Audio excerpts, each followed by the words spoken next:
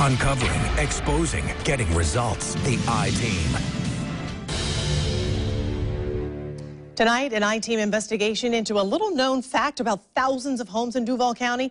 Take a look at this map. It reveals a startling reality about how much more money some people are paying to insure their homes in the event of a fire. So if you live in any of the areas highlighted in yellow or the red, you are probably paying double what homeowners in all of these green areas are paying for insurance, and you might not even realize it.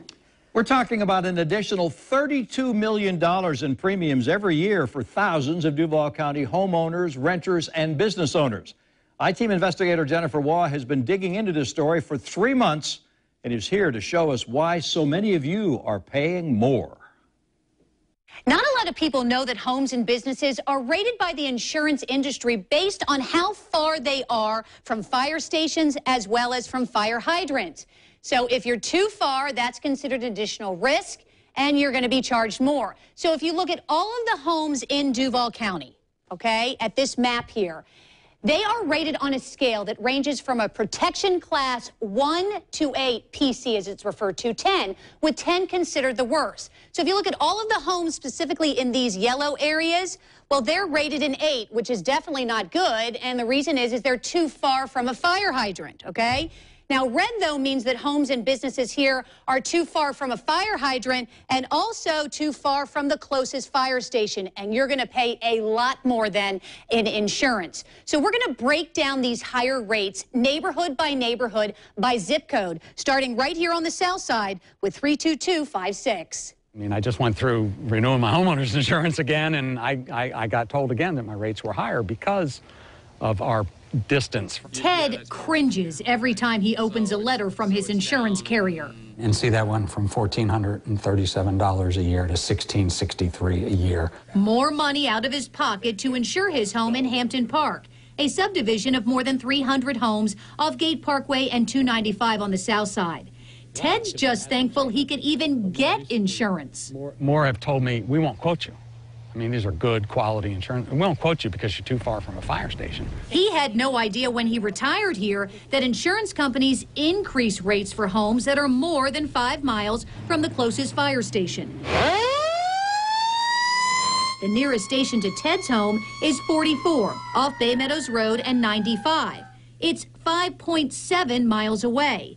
That extra 0.7 of a mile puts Hampton Park in a PC-10 rating among insurance carriers. The worst, costing Ted and his neighbors a lot of money. They're high. They're higher than folks that, I know people that live in Deer Creek and even Deerwood and some of the other areas around here that are a little bit closer to the fire station. It's not just a problem in Hampton Park. Anyone who lives nearby in Spyglass, Camellia at Deerwood, Hacienda Club, and Sweetwater also are likely paying more. We looked at a couple of houses that were in PC-10 classes and took that identical house and moved it to areas in the same subdivision that was not that higher risk PC-10, and it could make as much as $1,000, $1,200 a year difference in the premium. Jeff Stoneking with Brightway Insurance ran some numbers for us. A 2,600 square foot home built in 2005 worth $350,000 in a PC-10 area like Hampton Park would cost $3,074 a year to insure.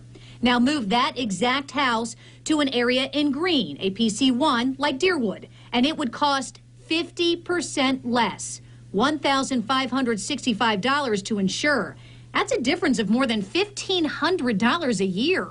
This is not just a problem here on the south side for some of the people who live in zip code 32256. I mean, as you can see, when you're looking at this map of Duval County, there's a lot of red and yellow here. For example, here on the north side in 32218, you can see these homes here in yellow, they're just too far from a fire hydrant, putting them at a higher risk. And most people, like this woman, have no idea they're being charged more. That's surprising, and I want to know why. Why is that?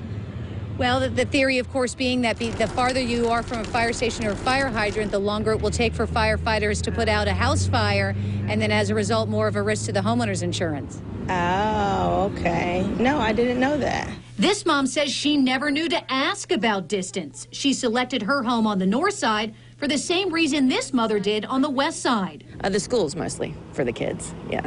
Rebecca Brown lives near Old Middleburg and Collins Roads, the Oakley Village area in zip code 32244, an area designated a protection class 10. Are you surprised when I tell you that people who live specifically in this area pay more than others?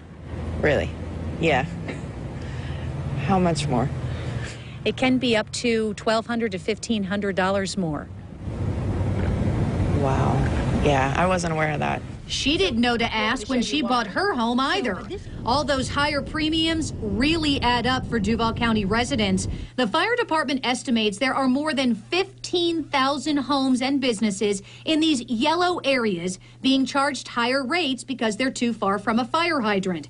And another 8,000 homes in red that are more than 5 miles from a fire station. That totals some $32 million in higher costs every year. This is a problem, and it certainly got on my radar.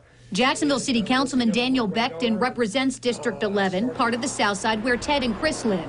He says the only solution in his district is to build a fire station closer to where they live.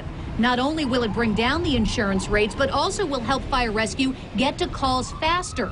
A recent I-Team investigation revealed it takes on average longer for paramedics to respond to calls on the South Side. Things don't ever seem to run very quickly when it comes to making these decisions and getting the money and the capital improvement and then going before the city council. I mean, what's best case scenario here for these people who are paying as much as they are, and they're also worried about their safety in terms of response? Perhaps while we're waiting on a permanent firehouse or something, maybe even put a temporary firehouse there. The fire chief tells me that this has been done before. He has a fire engine that's available. We asked Fire Chief Kurt Wilson about that option. What we've done in the past, and which works well, is we take a mobile home. It worked back in the late 80s at Beach and Hodges. We put a mobile home there. We put an engine and a rescue there and waited for the fire station to be built. So we're looking at about a 4-month build-out installation of ITD, getting some type of building out back that we could back the fire engine in. But that would be about the quickest alternative to a regular fire station. Chief Wilson says that takes money and the city council's full approval, which could take months, longer than these homeowners want to wait. It's very frustrating. There's a lot of bureaucracy in government, and here we are, a community of over 300 homes, have another 150 homes going in right across the street, all of these apartments and the retail. There's a lot of people out here, a lot of property owners, a lot of taxpayers, and we deserve to have a fire station nearby. And we also talked with City Councilman Doyle Carter, whose district includes that Oakley Village area we were talking about on the west side, which is zip code 32244. He says he is also working very hard to get a new fire station in this area to try to bring down some of those insurance rates. And, you know, Tom, it is not inexpensive, certainly, to build a fire station. You're talking about what the fire chief told me, about $7 million to build it, to staff it, and for all of the equipment. But if you look at the $7 million compared to the $32 million that the people who live in these areas are paying, that's a big difference. This is startling information to a lot of people, Jen. Homeowners and business owners who are paying more for their insurance. Let's not talk about fire stations. How about just more fire hydrants? Wouldn't that help? Absolutely. And, you know, JFRD has said that for the last couple of years, they've actually been working really hard to try to work with JEA that puts in the fire hydrants to put more in these yellow areas, certainly, Tom. And also they have some tanker trucks to kind of move them around. It makes them portable fire hydrants, which means that this whole map is going to change drastically. I want to show you, in fact. So all that yellow is going to disappear. And it starts next month. So if you live, for example, if you live in these yellow areas, okay, you need to call your insurance agent, tell them that you want to get another quote. Now, again, this happens next month, so it's in April. So your insurance, for example, it may not renew until November or December. Still make that call. We're talking about 15,000 people, Tom, who are now going to be able to get a much lower rate. It saves them a lot of money. And so the thing to do is call and ask for that lower rate. Absolutely. Jen, thank you.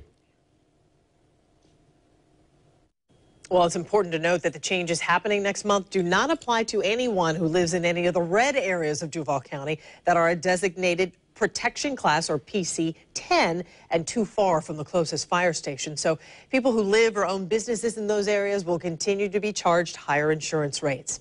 To check your rating, look for this story on the homepage of news4jax.com. You'll find an interactive map at the bottom of the story so you can zoom in on your zip code and your neighborhood to see what zone applies to you. Also, remember, if you see something that needs investigating, take a video or a picture, text it to 479 News, or you can email it to iteam@news4jax.com.